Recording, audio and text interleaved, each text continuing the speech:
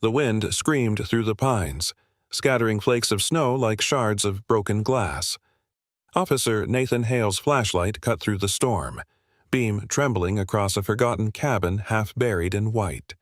His German shepherd, Atlas, froze, ears sharp, tail stiff, as a faint, brittle cry drifted through the dark. Nathan pushed open the door. Inside, two small shapes huddled beside a dying fire. A boy, no older than 10, wrapped in a torn blanket, cradled a baby in his trembling arms.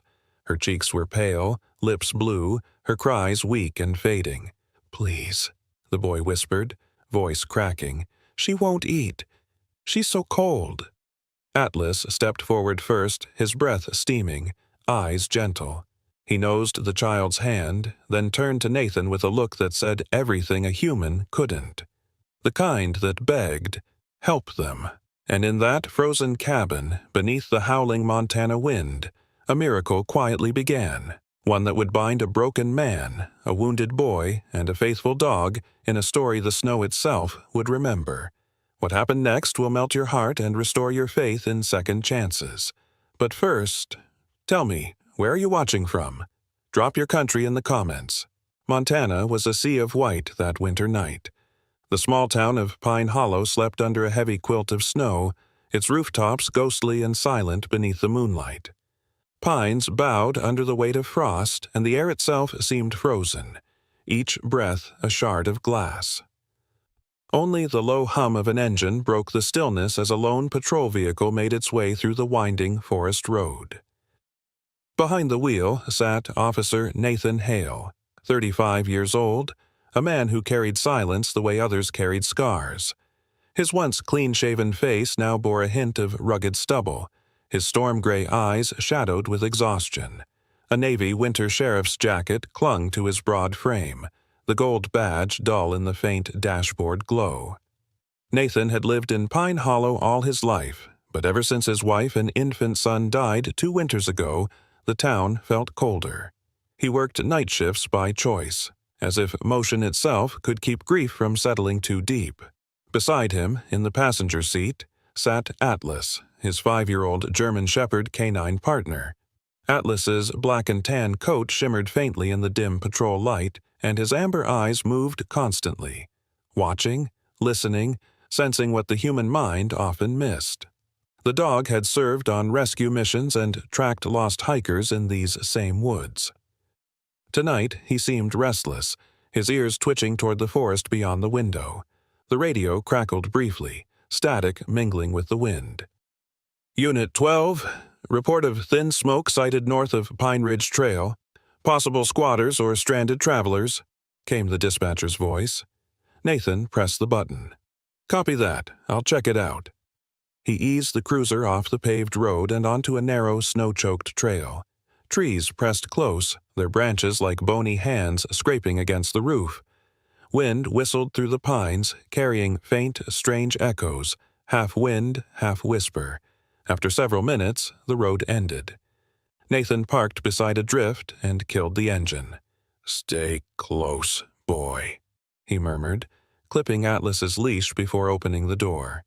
The cold hit like a slap. Snow stung his cheeks and his boots sank into powder up to the ankles. Atlas jumped down gracefully, sniffing the air, tail rigid. His breath fogged white against the dark. Then Nathan heard it. At first he thought it was wind, high-pitched and distant, but the sound came again, broken, trembling, unmistakable. A baby's cry. Nathan froze. His hand brushed his holster out of reflex, though the sound was far from threatening. Atlas lifted his head sharply, ears pricked, body tense. The dog whined softly, then began moving toward the trees, leash taut. "Go ahead," Nathan whispered. "Lead the way." They trudged through knee-deep snow, the beam of Nathan's flashlight slicing through the storm. The sound grew clearer, a mix of sobs and muffled gasps. Then, through the swirling white, a faint orange glow appeared. Smoke curled upward from the chimney of a small cabin, half buried in snow, its roof sagging, walls scarred by age. Atlas barked once, short, urgent. Nathan stepped forward and pushed the door open. It creaked under his gloved hand. Inside, the air was heavy with smoke and cold. A tiny fire crackled weakly in a ring of stones. Near it, crouched on the floor, was a boy, no more than 10, wrapped in a frayed brown hoodie. His hair was straw-colored, sticking to his forehead with sweat. In his shaking arms lay a baby, perhaps 1 year old, swaddled in a torn fleece blanket. The child's face was red from crying, her lips tinged blue. The boy's eyes widened when he saw Nathan. He pulled the baby closer to his chest, his voice breaking. "Please, she's hungry. She won't stop crying." Nathan holstered his weapon and crouched down slowly, lowering his flashlight. "Hey there. It's all right. My name's Nathan. I'm with the police." The boy hesitated, clutching his sister tighter. "I didn't steal nothing," he said. We didn't know where else to go." "I believe you," Nathan said gently. "What's your name, son?" "Tommy," the boy whispered. "Tommy Reed. This is my sister Ella." "Where are your parents, Tommy?" Tommy's lips trembled. They went out before the storm. They didn't come back." Nathan's chest tightened. He looked around the cabin, 2 old coats on a chair, a broken lantern, and a half-empty jar of powdered oats. The air reeked faintly of desperation and smoke. Atlas moved closer, lowering himself until his muzzle was level with Tommy's hands. The boy flinched at first, but when Atlas licked his fingers softly, he blinked in surprise. "He's warm," Tommy murmured, voice barely above a breath. Nathan smiled faintly. "Yeah, he's a good boy. Keeps better company than I do." The words came out lighter than he felt. The baby whimpered again, so softly it almost broke him. For a heartbeat, Nathan saw another child in her place, a memory he kept locked behind silence. His own son, born too early, gone too soon. The same sound, the same helplessness. He swallowed hard, blinking against the sting behind his eyes. "Okay, Tommy," he said softly. "We're getting out of here. I've got heat in the truck and blankets. You both need a doctor." Tommy looked uncertain. "You won't take Ella away, will you?" Nathan's throat tightened. "No, son. We'll keep you together, I promise." He draped his patrol jacket over the boy's shoulders, then lifted the baby from his arms. She was feather-light, her tiny body trembling beneath the blanket. Atlas stayed close, pressing against Tommy's side as if guiding him forward. Outside, the wind howled like something alive. Snowflakes hit their faces like shards of glass. Nathan carried Ella close to his chest, tucking her under his coat. She let out a weak sigh against his uniform, her sobs fading into whimpers. Tommy trudged beside him, one hand buried in Atlas's fur for warmth. The boy stumbled once, but Atlas nudged him upright, steady as a guardian. When they reached the patrol car, Nathan opened the back seat and placed Ella gently into the warm canine compartment. The heater hummed softly. He wrapped her in a rescue blanket, then helped Tommy climb into the passenger seat. The boy's eyelids fluttered, exhaustion overtaking fear. Atlas leapt into the back, curling beside the baby as if instinct told him she was the one who needed guarding most. Nathan closed the doors, took one long look at the forest, and felt a strange weight lift off his chest. "Hold on, kids," he murmured, starting the engine. "You're safe now." As the cruiser rolled through the snow, the beam of its headlights carved a golden path through the white darkness. Inside, warmth slowly returned, a small pocket of life moving through a world of frozen silence. Nathan kept one hand on the wheel, the other brushing against the cross that hung from his rearview mirror. For the first time in years, he whispered a prayer, not for the dead he'd lost, but for the living ones he'd just found. And, somewhere in the back seat, Atlas rested his head on the carrier, eyes half closed, as if he, too, knew this night had changed something none of them could yet name. Outside, the storm roared, but inside that car, there was the faint sound of breathing. Fragile, human, hopeful. Nathan exhaled slowly and whispered to himself, Maybe this is the night it all starts again." The headlights disappeared into the blizzard, leaving behind only the whisper of tires over snow and a faint echo of a baby's sigh carried on the wind. The drive back toward Pine Hollow was long and silent. Snow lashed against the windshield, the wipers squealing under the strain. Nathan kept one hand steady on the wheel, the other resting over the heater vent where the baby's faint whimper echoed from the back seat.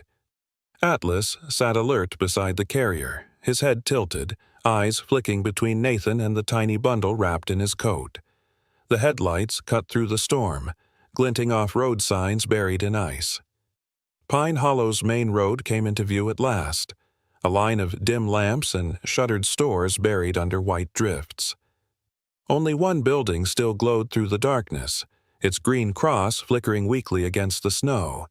The Pine Ridge Medical Station, the only clinic for 30 miles.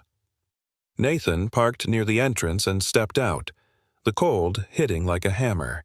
He hurried around to the back door, lifting the infant with careful hands. The baby's crying had weakened to shallow hiccups. Tommy followed, his legs trembling, oversized hoodie hanging from his small frame. Atlas stayed close, pressing his side against the boy's leg as if guiding him forward. Inside, the clinic was dimly lit but warm. The smell of antiseptic mingled with burning cedar from the wood stove. Behind the counter stood Clara Jensen, the night nurse. She was 28, with soft auburn hair tied back in a loose braid and a face both youthful and weary. Her pale blue eyes carried something deeper, a sadness that never quite left. She wore a gray cardigan over light blue scrubs and thick wool socks instead of shoes, her voice gentle yet frayed at the edges. Nathan entered quickly, his boots dripping onto the linoleum. "Clara," he said, breath clouding. "Found them in an old cabin off Pine Ridge. The baby's half frozen." Clara's expression shifted from shock to focus. "Get her on the table," she ordered, clearing a space beside the heater. Nathan obeyed, setting the infant down gently while Tommy stood frozen near the door, clutching the hem of his sleeve. "It's okay, sweetheart," Clara said softly to him. "You're safe now. What's your name?" "Tommy," the boy whispered. "That's my sister, Ella." Clara's hands trembled slightly as she checked Ella's pulse and temperature. The baby whimpered, mouth searching weakly in the air. Clara's lips parted, and for a moment her composure broke. "She's starving," she murmured. Then almost to herself, "Just like he was." Nathan looked at her. "Clara?" But she didn't answer. Her eyes shimmered, and before he could speak again, she turned toward the cabinet, pulling out a clean cloth and motioning for him to step aside. "I'll need a few minutes," she said quietly. Nathan hesitated, unsure. "There's no formula here?" "Not at this hour. Delivery truck's been delayed all week." Her voice shook slightly, but she steadied it. "She needs milk now, or she won't make it." Understanding dawned in Nathan's eyes, and he stepped back silently, turning away. Atlas shifted, ears twitching. The baby's cries grew softer as Clara sat beside her, unbuttoning the front of her scrubs just enough to cradle the child. For a long moment, the only sound in the room was the baby's desperate sucking and Clara's uneven breath. Tears slipped down her cheeks and fell onto the blanket. Nathan turned toward the window, watching snow whip past the glass. His jaw clenched, his chest heavy with something that felt like both pain and reverence. Tommy watched too, confused but transfixed, his lips trembling. Atlas lay beside him, head resting on his paws, eyes flicking gently toward the infant. The dog gave a low sigh, then licked Tommy's chapped hand, breaking the silence. After several minutes, Clara covered herself, adjusting Ella in her arms. The baby's cries had stopped, replaced by faint, rhythmic breaths. She looked up at Nathan, eyes red but calm. "She's all right now," she whispered. Nathan approached, his voice low. "You did good, Clara." She shook her head. "No," she said, her throat tight. "I just couldn't let another one go." Nathan didn't ask what she meant. He saw it, the sorrow tucked beneath her kindness. He'd heard whispers before, how Clara had lost her newborn son the previous spring to pneumonia, how she'd returned to work 2 weeks later and never once took a day off. He reached into his coat pocket and pulled out 2 granola bars, handing one to Tommy. "Eat this, kiddo," he said softly. "You've had a rough night." Tommy took it, staring at the wrapper as if unsure he was allowed. Then, after a moment, he tore it open and devoured it in silence. Clara carried Ella to a cot near the wall and laid her gently down. The firelight painted her face in gold. "She's strong," she murmured. "A fighter." Nathan crouched beside her. "Do they have anyone? Family? Neighbors?" Tommy hesitated at the question, crumbs clinging to his fingers. "Just us," he said. "Mom and Dad. They're gone." His voice cracked on the last word. "We walked for 2 days. The snow came fast." Nathan's stomach twisted. He knew the odds. A family trying to escape the back roads in a storm. They likely never made it far. He stood, rubbing a hand across his eyes. "I'll call the sheriff's office in the morning," he said. "See if anyone reported them missing." Clara nodded, her gaze drifting to Ella. For now, they need rest and warmth. Nothing else matters tonight. Nathan watched her for a long moment, the way she brushed a strand of hair from the baby's forehead, the tenderness in her fingers despite the tremor that betrayed exhaustion. Something in her presence softened the edge of his own grief, the way warm light breaks through a frozen window pane. Atlas stretched beside the cot, his tail flicking once before he rested his head near Ella's. Tiny hand. The baby's fingers curled instinctively into his fur. Tommy sat on a chair nearby, eyes half-lidded, whispering, "She likes your dog." Nathan smiled faintly. "Yeah, he's got good taste." For the first time that night, Tommy smiled back. Hours passed quietly. The storm outside lessened, leaving only the slow drift of flakes against the window. Clara moved about the small room, adjusting blankets and checking vitals. When she finally sat, exhaustion etched across her face, Nathan offered his thermos of coffee. "Still black?" he asked. She smiled faintly. "Still black?" They drank in silence, the hum of the heater filling the space between them. Nathan's eyes lingered on the cot where Atlas lay guarding the sleeping baby. "You ever think," he murmured, "maybe we don't find people by accident?" Clara's reply came soft, almost a whisper. "No," she said. "I think sometimes God puts the broken ones in the same room, hoping they'll fix each other." The words hung there, fragile but true. Nathan rose, glancing once more at the sleeping children. "I'll stay outside," he said quietly, "just in case the storm brings company." Clara met his eyes, something like gratitude flickering in hers. "You don't have to." "I know," he replied, pulling his coat back on. "But it feels right." He stepped out into the night, snow crunching underfoot. The cold bit deep, but he barely felt it. Through the frosted window, he could see Atlas's silhouette beside the cot and Clara's figure adjusting the blanket over the baby. For a brief moment, it almost looked like a family framed in soft gold. Nathan turned his face toward the wind and exhaled. Maybe, he thought, the second chances we ask for don't come as miracles.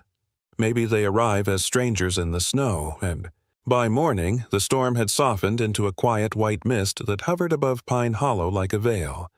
The town's roads were buried, the plows not yet stirring, and the world seemed paused between blizzards. Nathan Hale stood at his desk in the small, log-built police outpost, hands wrapped around a cup of coffee gone cold. He had been awake most of the night, the scent of disinfectant and baby cries still clinging to his memory. His computer flickered with the half-loaded forms of his report. Incident: 2 minors found abandoned in wilderness shelter. Status: alive. The heating vent hummed faintly. Across the office, Sheriff Dean McAllister, a man in his early 50s with thinning gray hair and the solid posture of someone carved from decades of fieldwork, leaned against the doorway. His uniform shirt was wrinkled, his reading glasses perched low on his nose. "You sure about this, Hale?" he asked. "Finding kids in the middle of nowhere this time of year, that's not something that just happens." Nathan rubbed his eyes. "No, it isn't, but I'm telling you there was no sign of anyone else. No footprints, no supplies. Just them. McAllister sighed, scratching at his stubble. Social Services out of Helena wants them listed for emergency custody. But the storms grounded everything from here to Great Falls. The roads are impassable. They'll have to stay where they are till the thaw. That means the clinic, Nathan said. The sheriff nodded. For now, yeah. Clara can handle them better than the county can. But you'd best keep checking in. You found them. You're their point man now. Nathan exhaled, looking at the forms again. 2 lines sat blank. Next of kin. He couldn't bring himself to type unknown. After filing the initial report, he grabbed his coat and headed out. The wind had died, but the air bit hard. Snow crunched beneath his boots as he loaded a box of canned milk, formula, and children's clothing from the evidence storage. Atlas waited patiently beside the cruiser, tail wagging once at the sight of his partner. Yeah, Nathan muttered, tossing the box into the seat. We're going back. By the time they reached the Pine Ridge Clinic, the sky had cleared into a brittle blue. The surrounding pines sparkled with frost. Inside, the wood stove burned brighter than before. Clara Jensen was kneeling beside a small cradle she had pulled close to the fire, softly humming an old lullaby. Her hair, tied in a messy braid, caught the glow like strands of copper. The baby, Ella, slept soundly, cheeks flushed with new warmth. Tommy sat nearby at a small table, wearing an oversized plaid shirt Nathan had lent him, concentrating fiercely on a coloring book Clara must have dug out from the storage room. Atlas trotted straight to him, tail sweeping the floor. "Morning, officer," Clara greeted, rising to her feet. "You brought half the store with you. Thought they might." "Need more than my jacket this time," Nathan replied with a small smile, setting down the supplies. "How's she doing?" "She's better. Ate 3 times since dawn," Clara said, voice tender. "Still weak, but stronger than last night." Nathan looked toward Tommy, who raised his head shyly. "Hey there, champ," Nathan said, crouching. "You holding up?" The boy hesitated, then nodded. "She didn't cry much. The lady said she's going to be okay." "She's right," Nathan replied softly. "You both are." Atlas, meanwhile, had found his own treasure, the small blue blanket that had been wrapped around Ella. He picked it up gently in his mouth and trotted toward the door, tail wagging proudly. Clara laughed under her breath. "Looks like someone found a new toy," Nathan chuckled, scratching behind the dog's ear. "He's got a thing for souvenirs." The warmth of the moment settled into something quiet, steady. Nathan helped unpack the box while Clara folded the fresh blankets, their movements falling into an easy rhythm. Outside, the snow drifted lazily past the window, turning the forest into a watercolor. After a while, Clara poured coffee into 2 chipped mugs and handed one to Nathan. "You look like you've had a long night." He took it, grateful for the heat. "You don't look much better." "Touché." She sat down beside the cradle, watching Ella's slow breathing. "You ever think about quitting this job? Nights like these?" Nathan leaned against the wall. "I tried," he admitted. "Didn't stick. The quiet gets to me." Clara gave a faint smile. "The quiet's not the worst thing." "No," he agreed, his voice lowering. "The worst is the sound you can't unhear." She looked at him, understanding flickering in her eyes. "Your file says you're a widower," she said gently. "I didn't mean to pry, but I saw the badge tag when you came in last night." Nathan's jaw tensed, but then he nodded slowly. 2 years ago, my wife, Megan, died during childbirth. Complications we didn't see coming." He swallowed hard, eyes on the floor. "Our son didn't make it either." Clara's eyes shimmered. "I'm sorry." He gave a faint, humorless smile. "So am I." He took a deep breath, looking toward Ella's cradle. "Guess that's why this hit harder than it should have. I heard her crying out there, and for a second, I thought it was him." Clara didn't speak. She reached across the small space between them and touched his wrist lightly, not to comfort, but to acknowledge. Shared silence filled the room, heavy but healing. "I lost someone too," she said after a moment, her voice trembling. "Last spring. My son, Isaac. He was only 3 months old. Pneumonia took him before the doctors even realized how bad it was. Nathan lifted his gaze to her, eyes softening. "You were alone?" She nodded. "My husband left when I got pregnant. Guess he wasn't built for forever." She gave a small, brittle laugh that broke halfway. "Sometimes I think I stayed in this job just to feel needed again." Nathan exhaled slowly. "Maybe that's what we're both doing." For a long while, neither spoke. The clock ticked gently. Atlas lay sprawled on the rug, the baby's blue blanket between his paws. The fire popped and hissed, the scent of cedar curling through the air. Eventually, Tommy broke the quiet. "Officer Hale?" Nathan turned. "Yeah, buddy? Will you come back tomorrow?" Nathan glanced at Clara, then back at the boy. "You bet," he said softly. "I'll bring Atlas, too." The boy smiled, a small, fragile thing, but real. When Nathan left an hour later, the sun was climbing low through the trees. He stood on the porch for a moment, watching smoke rise from the chimney into the pale blue sky. The world seemed gentler somehow, the cold less biting. Behind the frosted window, he could see Clara holding Ella while Tommy fed Atlas bits of cracker, laughter faint but pure. Nathan felt something shift inside him. Not joy, not yet, but a stirring of hope. The kind that comes quietly, like a thaw under snow. He turned toward his truck, whispering to Atlas, "Looks like we've got a few reasons to stick around, partner." The dog gave a soft bark, tail wagging once in agreement. Nathan climbed into the cab, started the engine, and drove toward town, the road glinting beneath the pale light. The first morning in months that didn't feel completely alone.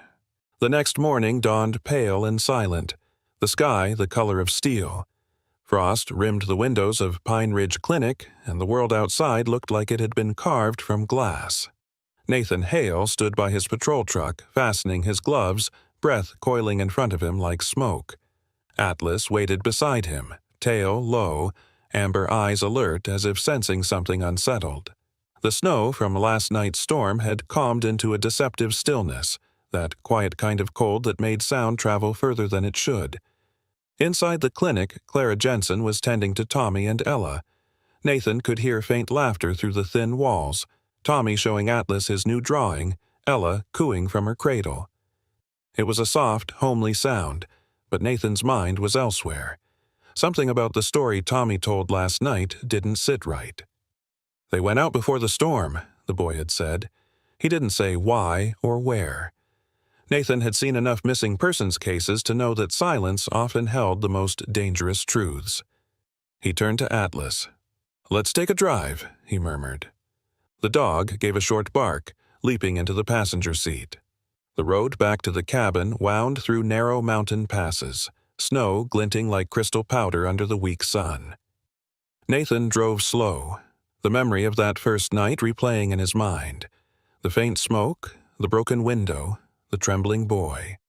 Something about it felt placed, as though someone had set a stage and walked away. When he arrived, the cabin looked even lonelier in daylight. The fire pit inside had gone cold, the air sharp with the smell of soot and old wood. He crouched near the doorway, scanning the ground. Atlas moved ahead, nose sweeping in tight circles. Then the dog froze, tail stiff, ears high. "What is it, boy?" Nathan asked, stepping closer. Atlas pawed at a patch of snow near the back of the cabin, where faint impressions, too large for a child, led into the trees. The edges were soft, but distinct enough to show tread patterns. Someone had been there recently, maybe a day before the storm had swallowed their tracks. Nathan followed a few feet before the prints disappeared beneath a drift. He crouched again, brushing away snow, and something dull caught the light. A small, brown canvas bag, half buried beneath the frost. He picked it up, brushing off the powder. It was old, hand-stitched, the fabric worn smooth. The clasp resisted for a moment before giving way. Inside were a few folded papers, a wallet, and a photograph, creased but protected by wax paper. Nathan's breath caught. The picture showed a man and woman in their early 30s standing in front of a red pickup with two children perched on the hood. Tommy and Ella, unmistakably younger. The man had dark blonde hair, broad shoulders, and the kind of working man's tan that came from years outdoors. The woman was smiling softly, one arm wrapped around her husband, the other cradling baby Ella. On the back, someone had scrawled in shaky handwriting, "If someone finds them, please protect them." Nathan stared at the words until they blurred. He set the photo down carefully on his knee. "What the hell happened out here?" he whispered. Atlas whined softly, nosing the bag. Nathan found the wallet next, a Montana driver's license issued to Jacob Reed, age 32, occupation, truck mechanic. There was no sign of the mother's identification, but a few receipts and gas station slips dated just 2 weeks ago hinted that the family had been moving constantly, running, maybe. From what? He looked back toward the cabin, the tiny chimney black against the snow. A faint unease crawled up his spine. "No one just abandons their kids like that," he murmured. "Not unless they're scared." Atlas barked once as if in agreement. Nathan stood, scanning the tree line. He imagined the Reeds trudging through this wilderness, trying to outpace something unseen. His lawman's instinct told him this wasn't some tragic accident. There was intent here, fear, desperation, and a message left for whoever found their children. He photographed the footprints and collected the bag, wrapping it in a plastic evidence sheet.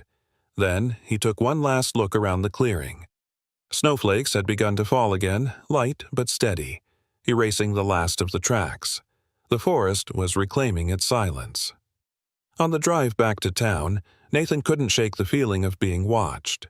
The trees pressed close to the road, branches heavy with snow, and in the rearview mirror, the trail behind him seemed to ripple faintly as though disturbed. He gripped the wheel tighter. At the clinic, Clara met him at the door. Her cheeks were pink from the firelight, her hair falling loose from its braid. She had changed into a thick, cream-colored sweater and jeans, simple but practical. "You were gone for hours," she said, concern slipping into her tone. "Had to check something," he replied, brushing snow from his coat. "Found this near the cabin." He handed her the sealed evidence bag. She frowned and peeled it open carefully. The photo fell into her hand. Her eyes softened immediately. "They look so happy," she whispered. "They were," Nathan said. "Whatever happened, it wasn't planned. I think someone left that note knowing they wouldn't make it back." Clara turned the picture over, reading the message. Her voice trembled when she spoke. "Do you think they're alive?" Nathan shook his head slowly. "I hope so. But I've seen enough winters up here to know what that kind of cold does to people." Tommy's small voice interrupted them from across the room. "That's Mom and Dad, isn't it?" He was standing near the cot, clutching Ella's blanket. Nathan hesitated. "Yeah, buddy, I think it is." The boy's eyes filled. "Did they leave that for us?" Nathan crouched down to his level. "I think they wanted someone to find you, to keep you safe." Tommy nodded, biting his lip. He didn't cry, just held the blanket tighter. Atlas walked over and pressed his head against the boy's side. The gesture, simple and wordless, seemed to loosen something in Tommy's chest. He reached down and buried his fingers in the dog's fur. Clara watched, her throat tight. "He hasn't cried once since they came in," she murmured. Nathan rose, meeting her eyes. "He's holding it in. Kids like him, they don't know how to grieve yet." She nodded, then stepped forward and touched his arm lightly. "You'll stay on this, right? For their sake?" "I'm not letting this go," Nathan said quietly. "Not until I know what really happened." Later, when the children were asleep, Nathan sat with Clara at the small table near the stove. The photograph lay between them, illuminated by the orange flicker of the fire. Clara traced the corner of the picture with her fingertip. "A note like that. It's almost like a prayer," she said softly. "Someone asking the world for mercy." Nathan stared into the flames, or asking it to forgive them for what came next. Atlas stirred in his sleep, the baby's blue blanket tucked under one paw. Outside, snow whispered against the windows, quiet and relentless. Nathan rose at last, buttoning his coat. "I'll file this first thing in the morning. Maybe the sheriff can pull traffic logs from the week before. I want to know where the Reeds were headed." Clara nodded. "You'll tell me if you find anything?" "I will." He paused at the door. "Clara, whatever happens next, you keep them safe. That's what the note asked for." She met his gaze steadily. "I will," she said. "I promise." Nathan gave a small nod, then stepped out into the falling snow. Atlas followed, shaking the frost from his fur. The forest stretched out before them, white and endless, hiding its secrets beneath layers of silence. But Nathan could feel it in his gut. Something had gone very wrong, and someone out there knew why. The wind whispered through the eaves of Pine Ridge Clinic, carrying the faint hum of the forest beyond. Morning light crept through the frost-caked window panes, pale and soft like a half-remembered dream. Clara Jensen stirred in her narrow bed by the fireplace, caught between sleep and the shadows that clung to it. In her dream, she was back in the small nursery of her old house in Helena. The walls were painted pale blue, and the mobile above the crib spun lazily, paper stars glinting in the sun. A baby's laugh filled the room, sweet and high. But then the sound changed, became a cough, then a cry. Clara reached into the crib, heart pounding, only to find her arms empty. The mobile spun faster, the walls blurring into white until only the sound of her own voice echoed through the void, whispering a single name. "Isaac." She woke with a start, her breath ragged, the dream slipping away like water through her fingers. For a moment, she couldn't tell if she was still dreaming. Something warm pressed against her chest. She looked down. Ella lay sprawled across her in tiny peace, one hand curled near her face, lips parted in the soft rhythm of sleep. The baby's cheek rested just above Clara's heart, her small body rising and falling with each breath. Tears welled up before Clara could stop them. She brushed one away with the back of her hand, but it was too late. More followed. She hadn't felt that weight, that heartbeat, since Isaac. The ache came like a wave. A sound drew her eyes toward the door. Tommy stood there in his flannel pajamas, hair tousled, clutching Atlas's old leash in one hand. "She likes you," he said simply. "You hold her like Mama used to." Clara swallowed hard, forcing a small smile. "Do I?" He nodded solemnly. "Yeah. You even hum the same song when she cries." Clara's throat tightened. She reached out a hand, beckoning him closer. "Come here, Tommy." He stepped forward, sitting on the edge of the cot. She ruffled his hair gently. "Your mama must have been special." Tommy's gaze dropped. She was. She always said, if anything bad happened, someone good would come. He paused, fidgeting. "I think maybe she meant you." Clara pressed her lips together, unable to speak. She wanted to tell him she wasn't good. Not really. Not when she still woke to the ghost of her own child. But she only nodded, tears catching in her lashes. Nathan arrived just after sunrise. His patrol truck rumbled up the narrow path, tires crunching over crusted snow. He stepped out, bundled in his thick navy jacket and a wool beanie pulled low over his ears. Atlas leapt from the passenger seat and bounded straight toward the cabin, barking once in greeting. Clara met them at the door, wiping her eyes quickly. "You're early," she said. Nathan smiled faintly. "Can't sleep. Thought I'd check in before my shift." He looked past her shoulder toward the ceiling where a faint drip echoed in the quiet. "Still leaking?" She sighed, glancing upward. "Since last night. Roof gave up a few shingles in the storm." "Then let's fix it." Before she could protest, Nathan was already rolling up his sleeves, hauling a small toolkit from the truck. The sight of him, tall, steady, moving with that quiet purpose of someone who needed to keep his hands busy to calm his mind, made something stir in her chest she hadn't expected. Outside, Atlas and Tommy played in the snow while Nathan worked.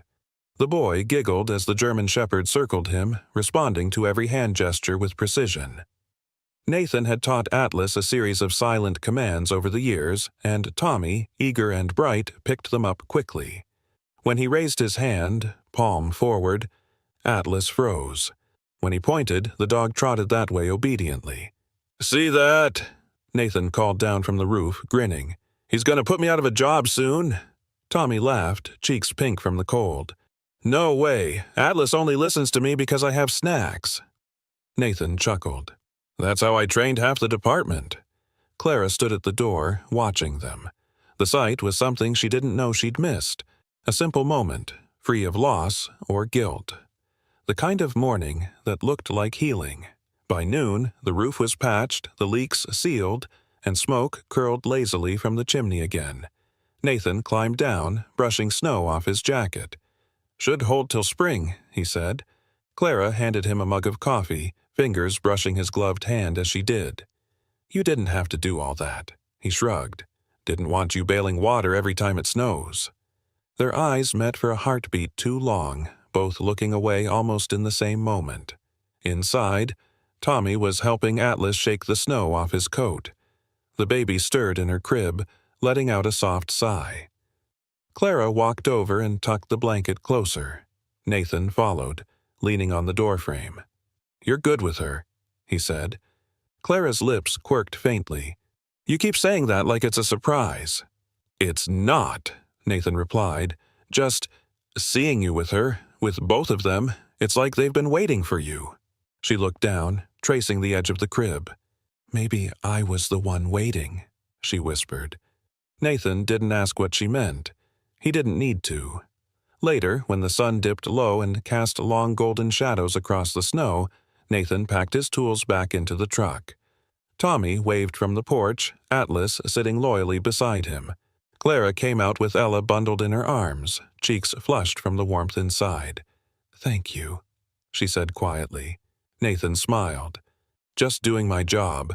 Clara hesitated, then said, "You don't have to keep coming, you know. We'll be fine." He paused, eyes meeting hers. "I don't come because I have to, Clara." His voice was soft but steady. "I come because I want to." She didn't reply. The wind picked up, scattering powdery snow between them. For a long moment, it felt as though the world had gone perfectly still. That night, after Nathan left, Clara sat by the fire with Ella asleep in her lap. The baby's breath tickled her wrist, and the warmth against her skin brought memories flooding back. Isaac's tiny hands, the way he'd curl his fingers around hers, the quiet hum of the nursery before everything went wrong. Her tears fell silently. She pressed her lips against Ella's forehead and whispered, "You're safe now. I won't fail again." Outside, the stars blinked cold and distant above the white forest. And though she didn't hear it, Atlas gave a low bark from where he sat by the truck, as if echoing the promise she had just made. Night fell early over Pine Hollow, swallowing the last amber light of day behind the black line of pines. Snow had begun to fall again, soft but steady, muffling every sound except the faint creak of the clinic's roof and the distant bark of a dog. Inside, Clara had just tucked Tommy into bed beside Ella's crib, the baby's soft cooing mixed with the low hum of the heater. Nathan had stopped by briefly that evening to check on them, but he'd left before sunset, claiming he had a few reports to finish. Clara hadn't asked questions, though something in his eyes told her the night wasn't over. Out on the ridge above the town, Nathan stood beside his patrol truck, scanning the valley below through a pair of binoculars. The cabin where he'd found Tommy and Ella was a mile east, now little more than a dark outline against the snow. But something had changed. A faint orange flicker glowed near it, too deliberate to be moonlight, too small to be natural fire. Someone was there. Atlas growled low beside him, tail stiff, eyes fixed on the same spot. Nathan's breath clouded in the air. "You see it too," he muttered. "We're not alone tonight." He adjusted his radio, but the signal sputtered in and out. The storm was crawling back in, thickening the static. He opened the back door of the truck and grabbed a flashlight, his rifle, and a thermal scope. "Let's move, boy," he whispered. Atlas leapt down soundlessly, his paws sinking into the powder. The two moved through the snow with the practiced rhythm of years spent in silence together, hunter and hound, man and shadow. As they neared the cabin, Nathan crouched low, scanning through the trees. Two figures stood outside near the fire. One was tall, wrapped in a long winter coat, face hidden beneath a scarf and hood. The other was shorter, heavier, smoking a cigarette that glowed like a red ember. Their voices were faint but carried on the cold air. "They said the kids didn't make it," the tall one muttered. "Then why are we here?" the other grumbled.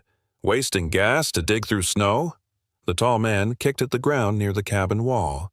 "Because someone's asking questions, and that someone's a cop. The Reeds didn't keep their mouths shut. You know what that means." Nathan felt his pulse quicken. The Reeds. Tommy's parents. He crouched lower, the scope trembling slightly in his hand. He could see a glint of metal. The taller man held a shovel. The shorter one carried a small crowbar. Atlas stiffened beside him. Nathan placed a hand on the dog's back. "Easy," he breathed. The taller man moved toward the old shed behind the cabin, kicking the door open. "Start digging," he ordered. "The truck's under here somewhere. Boss said there's still files in it. Proof of what we were moving before the storm hit." Nathan's chest tightened. Files. He needed to see them. He waited until both men ducked inside the shed, then crept forward through the snow, Atlas at his heel. The wind masked their footsteps. Inside the shed, the two men were shoveling through the packed drift. Nathan eased closer until he could see the outline of what looked like a rusted cargo truck, its nose buried in ice. The metal doors were chained shut, but half a plate number still visible read MTL 932, a Montana transport registration. The taller man cursed. "This thing's frozen solid." "Then blow the damn lock," the other replied. Nathan raised his rifle, lining up the sights, when Atlas gave a sharp, low bark, one single warning. Nathan froze, then turned just as another figure stepped out from the shadows behind him, a third man, broad-shouldered, armed, wearing a brown parka. His face was scarred along one cheek, maybe mid-40s, the kind of man who had seen more bars and fights than daylight. He cocked his gun, voice low. "You picked the wrong night to go sightseeing, officer." Nathan didn't flinch. "You don't want to do this." "Oh, I think I do," the man sneered. Before he could fire, Atlas lunged. The German shepherd hit him square in the arm, knocking the gun sideways. A shot cracked into the trees. Nathan ducked, rolled, and came up swinging his rifle butt into the man's ribs. The attacker stumbled, swore, then bolted toward the trees. The noise drew the other two men out of the shed. "What the hell?" Nathan fired once into the air. "Sheriff's Department, drop your weapons." They froze for only a second before the tall one shouted, "Run!" Both disappeared into the darkness, boots crunching over snow. Atlas barked furiously but stayed close as Nathan scanned the area. The shed door hung open, the frozen truck half exposed. He approached cautiously, heart pounding, and yanked the chain loose with his multi-tool. The doors creaked open to reveal the dim interior. Metal shelves, scattered papers, and dozens of old file boxes. Nathan shone his flashlight inside. Each box was marked with a code and a name. He pulled one free and flipped through the contents. Photographs, birth certificates, case numbers, children, dozens of them, missing persons reports, adoption forms, transfers, some stamped closed, others relocated. He felt his stomach turn cold. This wasn't just abandonment, it was trafficking. And the Reeds. They had been part of it, or had tried to escape it. A voice echoed faintly through the forest, one of the men shouting to another, "Forget it! We'll burn what's left!" Nathan cursed under his breath. "Not tonight." He snapped a few photos of the documents with his phone, then grabbed one folder labeled Reed, Thomas, and Ella, and stuffed it into his jacket. "Come on, Atlas," he whispered. "We're done here." Atlas gave a short whine, tail twitching, then led the way out. But as they crossed the clearing, the dog suddenly froze again, ears perked, body rigid. Nathan followed his gaze and saw a faint shimmer of red in the trees, a laser dot moving across the snow. "Sniper," Nathan hissed. Atlas growled low, body tense. Before the shot came, Nathan grabbed Atlas's collar and dove sideways into the ditch. Snow exploded where they had stood, the echo of the rifle blast rolling through the valley. Nathan landed hard, pain flaring through his shoulder, but he held the dog tight. "Stay down," he gasped. Seconds later, headlights cut through the trees. A truck engine roared to life, their attackers fleeing. Nathan lifted his head just enough to catch the taillights disappearing down the ridge. The woods fell silent again, except for the whisper of the wind. When he finally climbed back into his patrol vehicle, snow dripping down his face, he sat for a long moment with his forehead against the wheel. Atlas lay in the passenger seat, breathing hard, his fur dusted with frost. Nathan reached over, scratching behind his ears. "Good boy," he murmured. "You saved us again." He started the engine, headlights slicing through the storm as he drove back toward town. His hands trembled slightly on the wheel. On the seat beside him, the folder marked, Reed stared up at him like an accusation. Back at the station, Nathan shut himself in his office, locking the door. He opened the file under the desk lamp. Inside were letters, financial statements, and 2 photographs. One showed Jacob Reed shaking hands with a man Nathan recognized from an old case, a suspected trafficker under state investigation. The second photo was worse, a document with Tommy and Ella's names listed under future transfer, pending approval. Nathan sat back, staring at the wall. "They tried to stop it," he whispered, "and they paid for it." He didn't tell Clara. He couldn't. Not yet. She'd seen too much loss already, and the truth would only reopen old wounds. Instead, he gathered the folder, sealed it in an evidence bag, and wrote a short encrypted email to the State Bureau of Investigation. Found physical proof tied to child trafficking ring. Possible survivors under protective care. Details to follow once road conditions clear. He hit send, then shut the laptop. Atlas had fallen asleep on the rug, head resting over his paws. Nathan stared at him for a long time.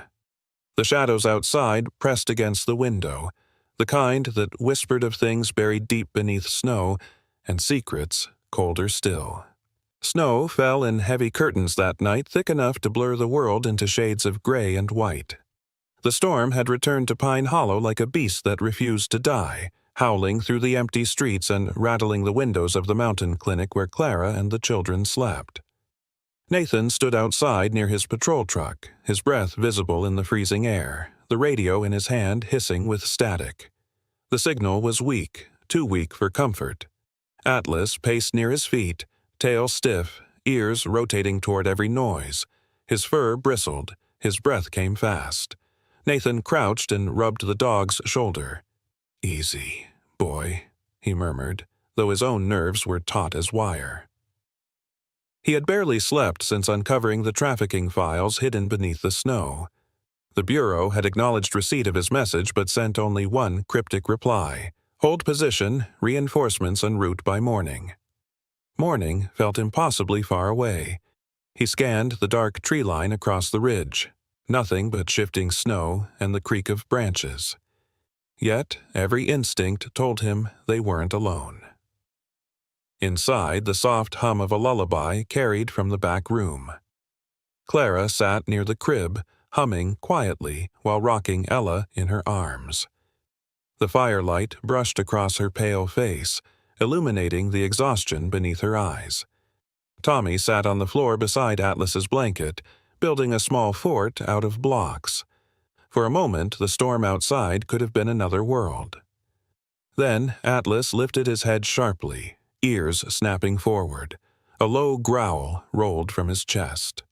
Nathan turned instantly. "What is it?"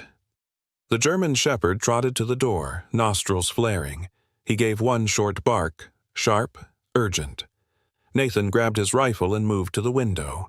Beyond the snow-glazed glass, faint headlights cut through the darkness. 2 vehicles crawling up the ridge road with their beams off. His pulse quickened. "They're here," he whispered. He reached for his radio. "Unit 2, to all patrols. Suspects approaching from the North Ridge. 2 vehicles. Lights off. Possible armed contact. Request immediate response. Only static. The storm had swallowed the line. He turned to Clara, who had frozen in the doorway, clutching Ella close. "Downstairs," he said firmly. "Now, take the kids to the basement storage. Lock the door behind you." Clara's eyes widened. "Nathan, what—" "Go," he barked. "And keep the lights off." Clara's trembling hands tightened around the baby. Tommy stood up, fear written all over his face. "What's happening?" Nathan forced a steady voice. "It's okay, champ. You're just going to stay somewhere safe with Miss Clara and your sister. Atlas and I will handle it." Tommy nodded slowly, trying to be brave. Clara guided him toward the stairs leading to the storage cellar, a reinforced room once used for medical supplies. She hesitated at the top step. "Nathan, please be careful."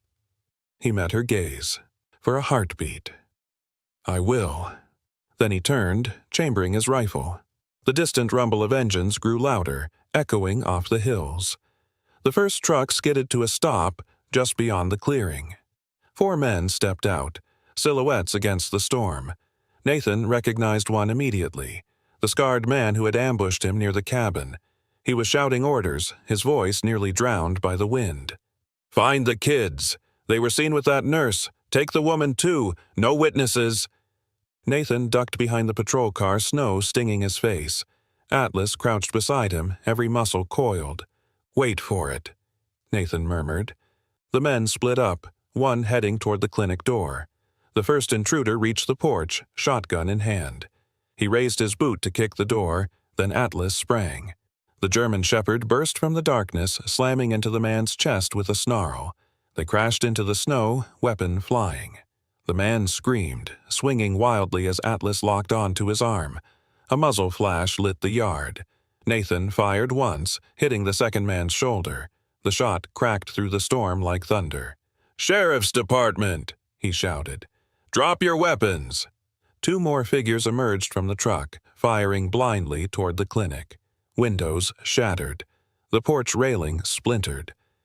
Nathan dove behind a snowbank, returning fire in bursts. Atlas growled low but stayed near the downed attacker, teeth bared. Inside the cellar, Clara pressed her back to the cold stone wall, Ella whimpering softly in her arms. Tommy clutched her sleeve. "That's Atlas," he whispered. "He's fighting!" Clara swallowed hard, forcing calm into her voice. "He's strong, Tommy. They both are. We just have to stay quiet." Upstairs, the gunfire intensified. Nathan reloaded, heart hammering.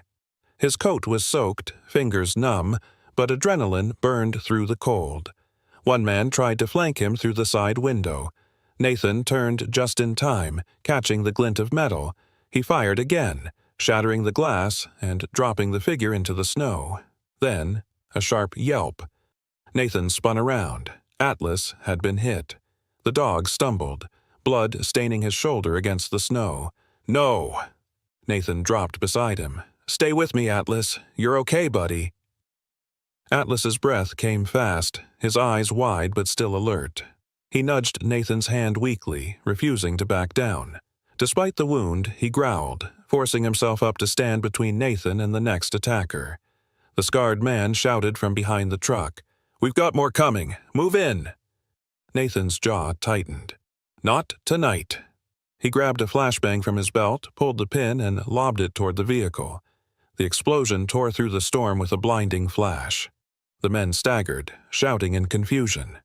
From the tree line came the sound of sirens, faint, distorted by wind. Red and blue lights flickered through the snow. The town police, drawn by the gunfire. Relief flooded Nathan's chest.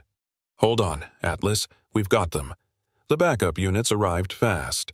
3 deputies, led by Deputy Frank Mullins, a broad-shouldered man in his 50s with a grizzled beard and a heavy parka dusted with snow. Mullins was an old friend of Nathan's father and a veteran of the local force. His voice thundered through the storm. "Hands up! Drop it now!"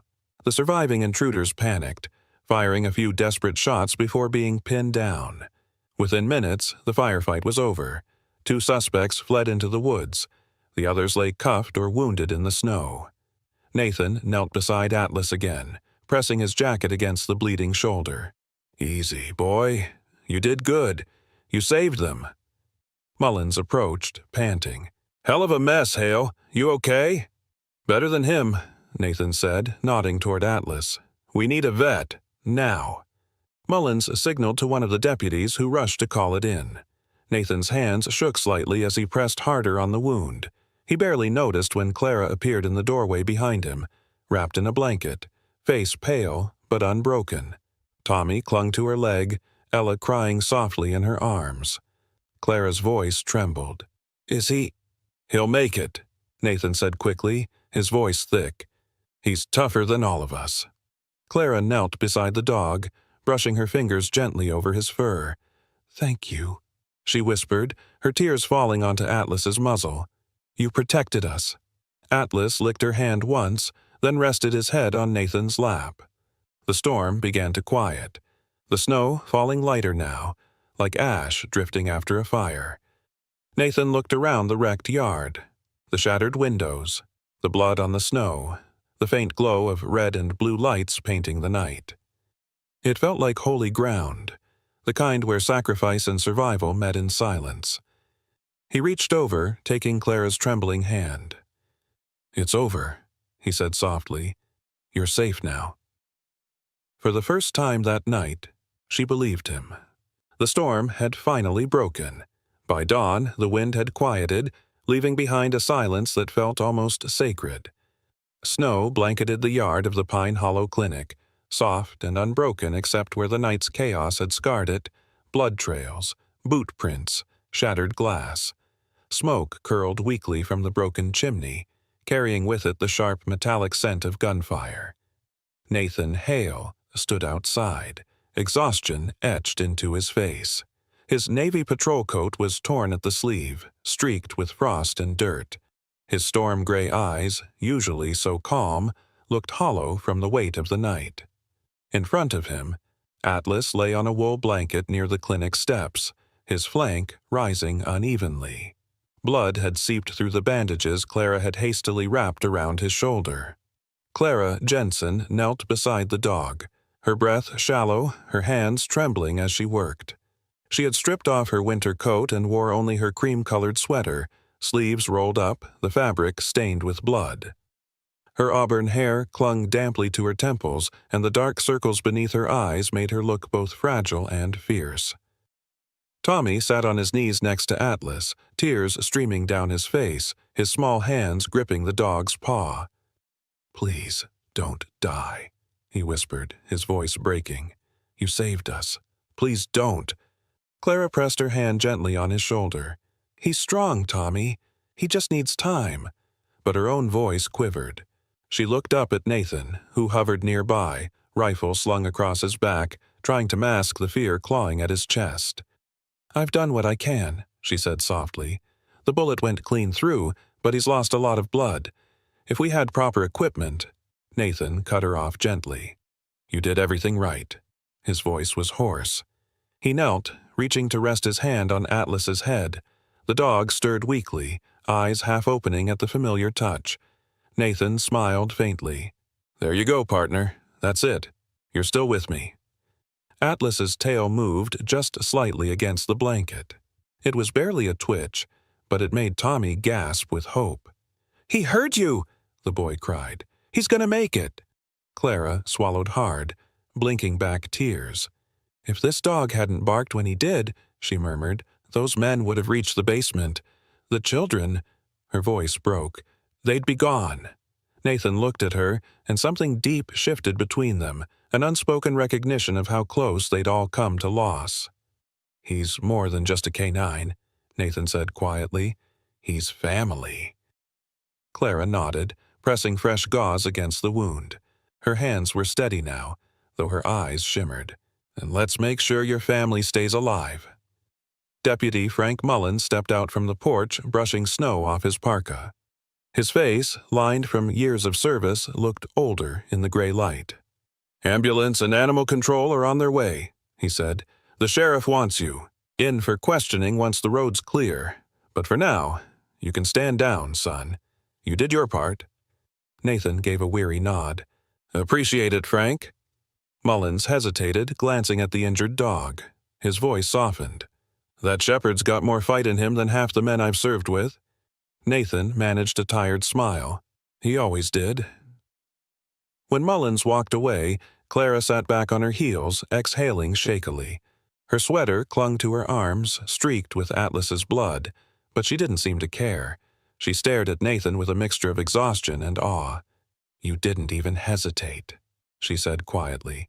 "You went out there alone, against 4 armed men." Nathan shook his head. "I wasn't alone," he said simply, glancing at Atlas. "He was right there beside me." For a long moment, the only sound was the crackling of the small fire they'd built outside to keep the cold from settling into Atlas's wound. Clara's gaze softened.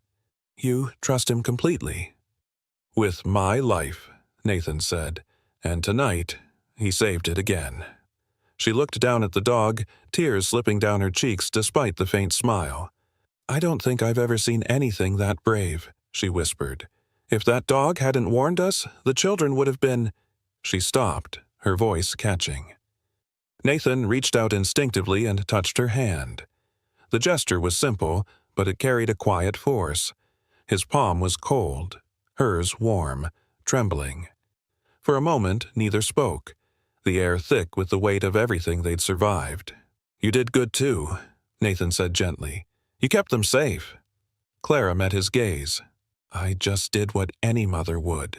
The word mother hung between them. Nathan's eyes softened, remembering how she'd held Ella through the night, how she'd stood between the children and danger without a thought for herself. He realized then that she wasn't just a woman haunted by loss. She was becoming someone's protector again, and maybe, in a way, so was he. Tommy sniffled, wiping his face on his sleeve. "Mr. Hale?" Nathan turned. "Yeah, buddy?" "Atlas is going to be okay, right?" Nathan smiled faintly. "He's going to be just fine. He's got the best nurse in Montana watching over him." Clara let out a shaky laugh, the sound thin but real. "Don't make promises you can't keep," she said, but the corners of her mouth lifted. The morning stretched slow and quiet. Snow still fell in faint flurries, but the worst of the storm had passed. The sky lightened, tinged with pink above the ridges. Nathan helped Clara carry Atlas inside, laying him near the stove where it was warm. The children followed, Tommy refusing to leave the dog's side. When Atlas whimpered softly, Tommy reached out to stroke his ear. "You're my hero," he whispered. Clara placed a hand on the boy's back. "He knows, sweetheart."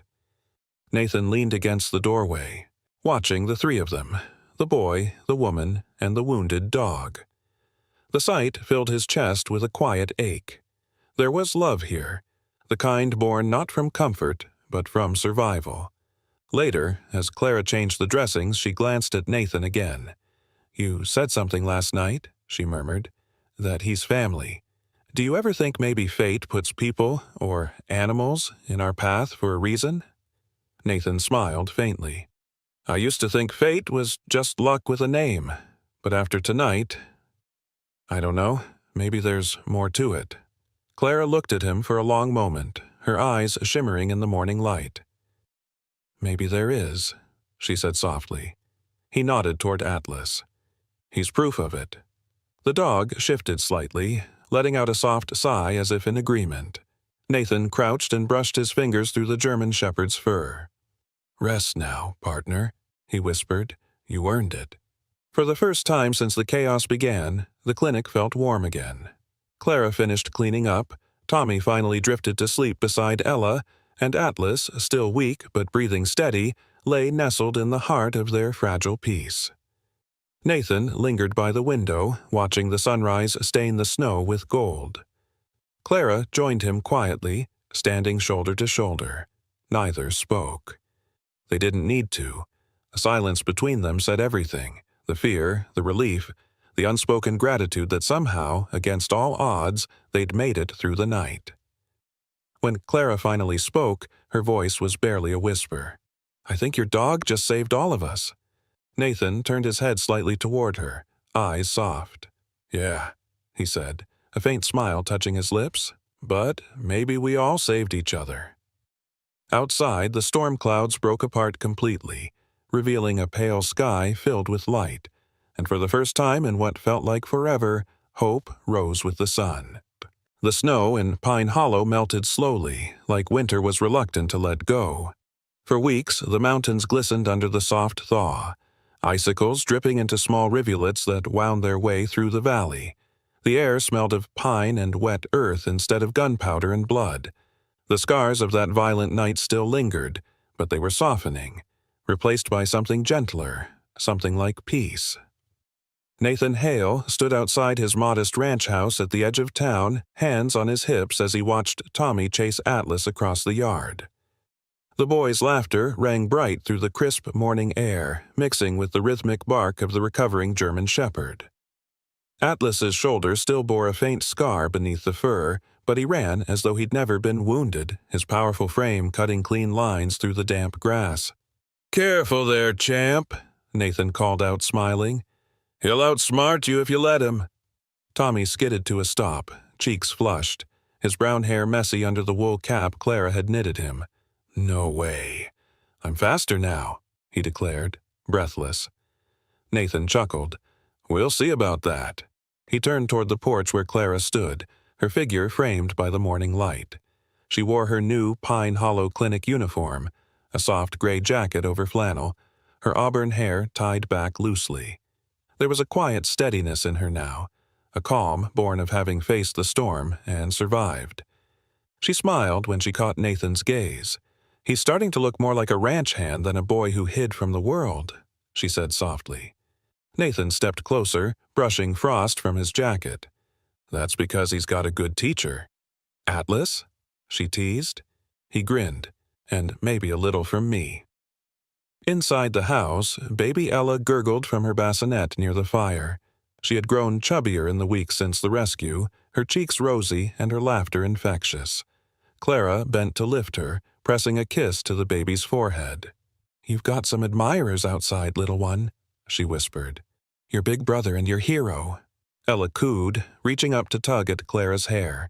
The tiny sound of "Mama" slipped from her lips, soft, uncertain, but clear enough to stop Clara cold. Her breath caught. She looked down at the child in her arms, eyes shimmering. "Did you—" "No, it can't be," she whispered, voice trembling.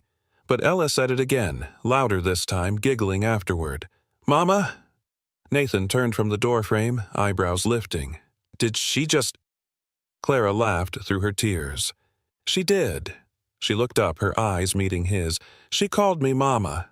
Nathan's smile was small but full of warmth. "Sounds about right to me." Outside, Tommy came running in, Atlas trotting proudly beside him with a stick in his mouth.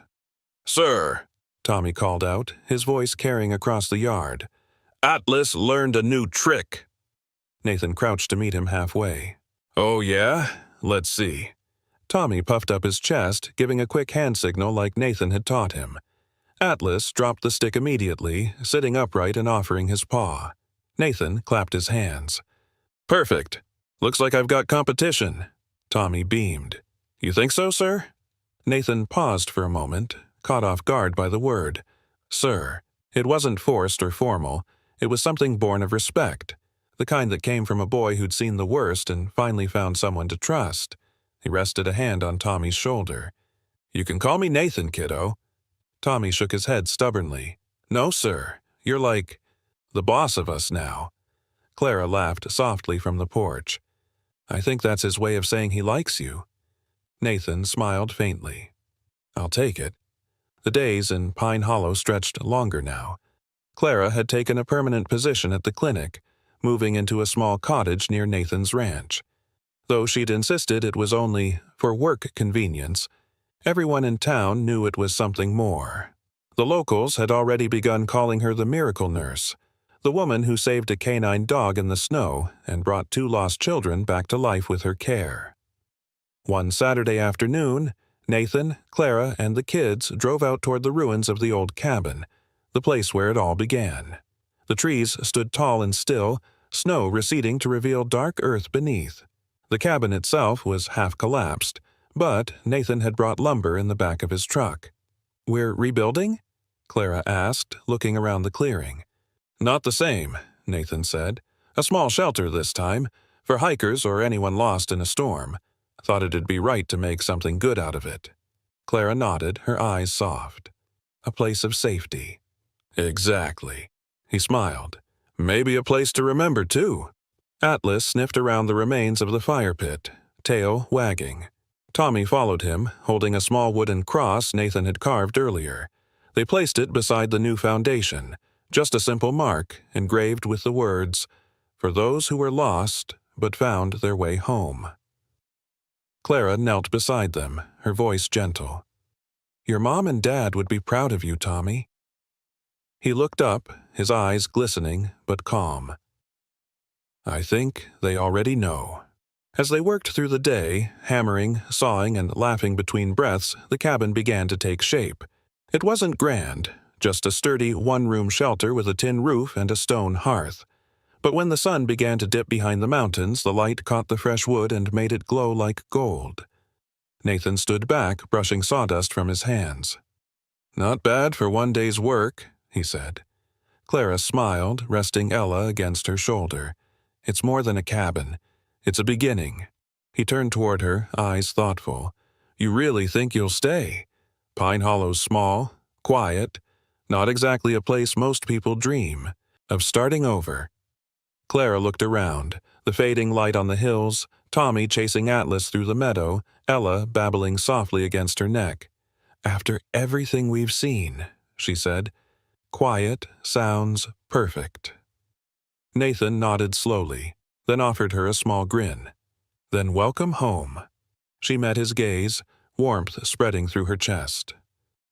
"Home," she repeated softly, as if testing the word for the first time. The wind rustled through the trees, carrying with it the scent of pine and thawing earth. Atlas barked once, sharp and bright, as if sealing the promise. That evening, back at the ranch, Clara tucked Ella into her crib near the fireplace while Nathan helped Tommy clean up his muddy boots. The light from the hearth danced across the room, reflecting off the brass badge Nathan had set aside on the table. Outside, the last of the snow melted into streams that whispered down the hillsides.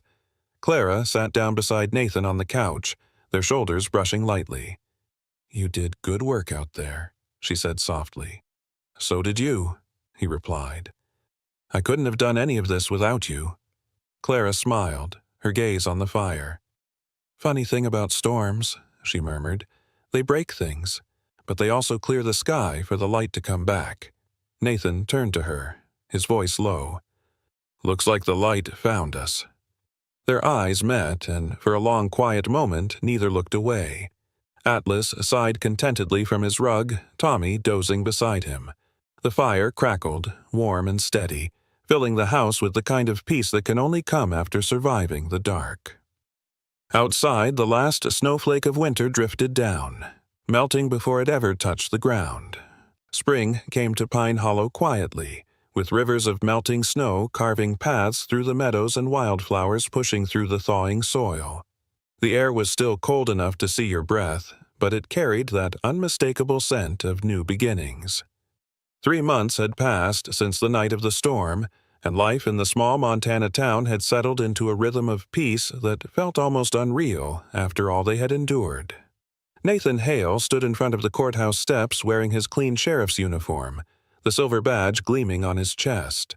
His storm-gray eyes were softer now, filled not with vigilance, but something deeper, contentment. Beside him stood Clara Jensen, dressed simply in a pale blue dress and wool shawl, her auburn hair braided neatly down her back. The sunlight caught in her strands, turning them to copper fire. In her arms, baby Ella wore a tiny white bonnet, chewing on the corner of a ribbon, oblivious to the attention around her.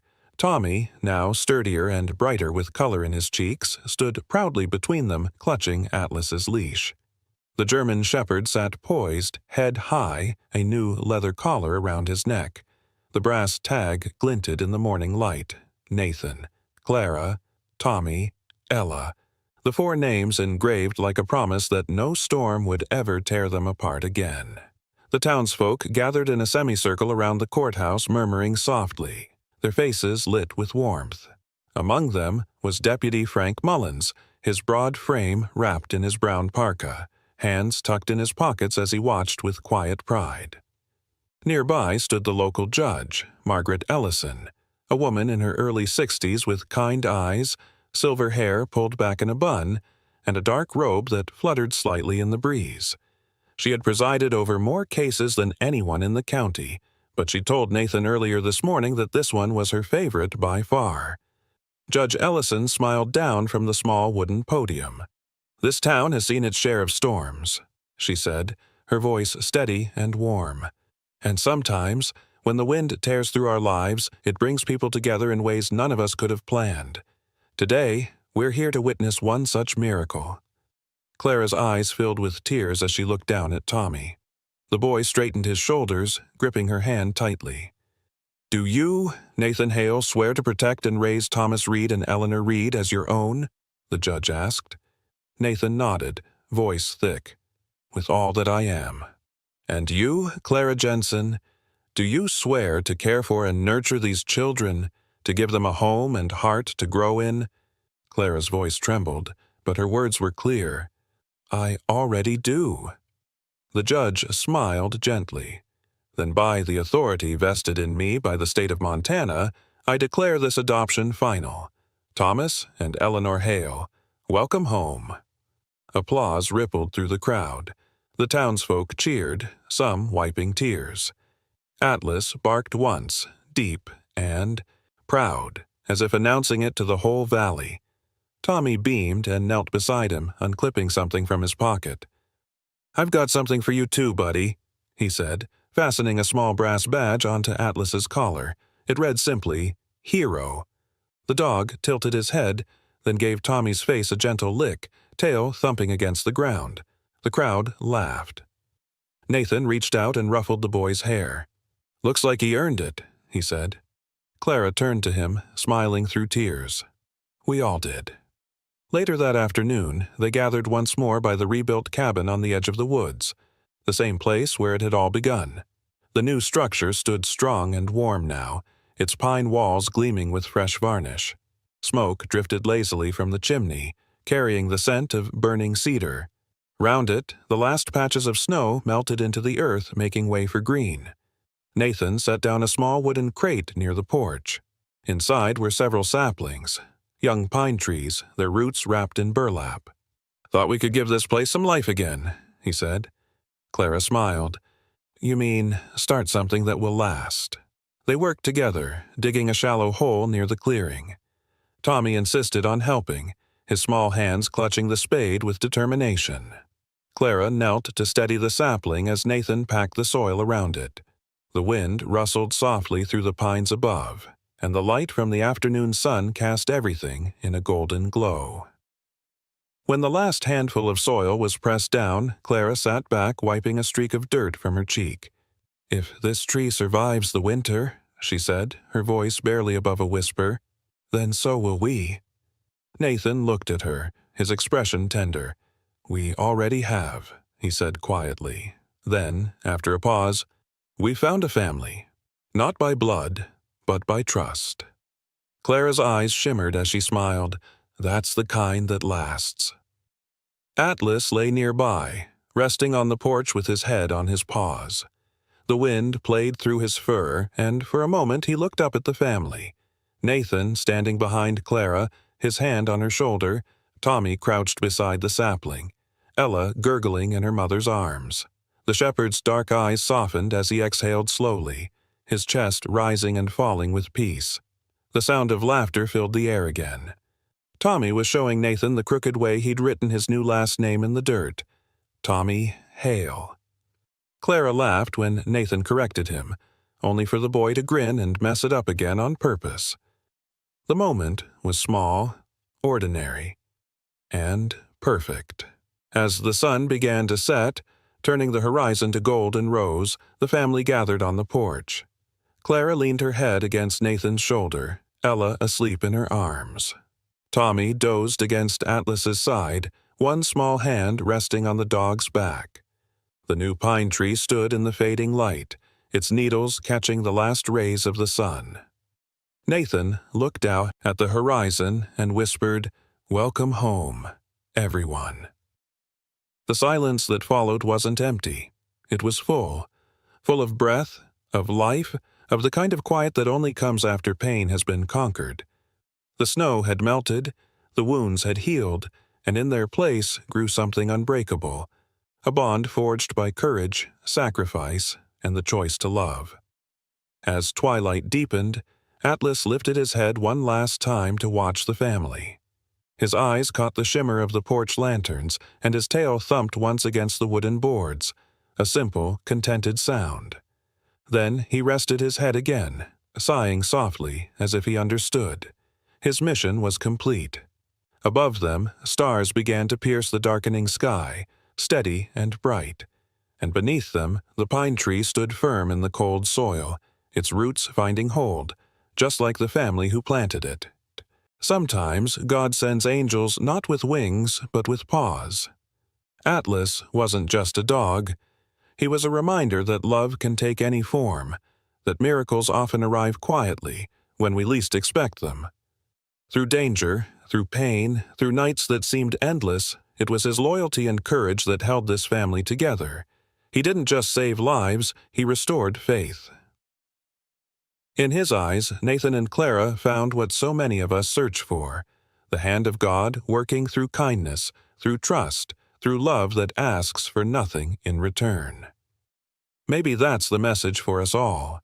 In a world that can feel cold and uncertain, we are each called to be someone's Atlas, to guard, to comfort, to guide others toward the light. Because miracles aren't rare. They happen every time love conquers fear. If this story touched your heart, take a moment to share it with someone who needs hope today. Write your thoughts below, tell us where you're watching from, and don't forget to subscribe for more stories of faith, love, and second chances. And if you believe that God still works through loyal hearts and quiet miracles, type Amen in the comments. May the Lord bless you and your family with peace, strength, and the courage to love without fear.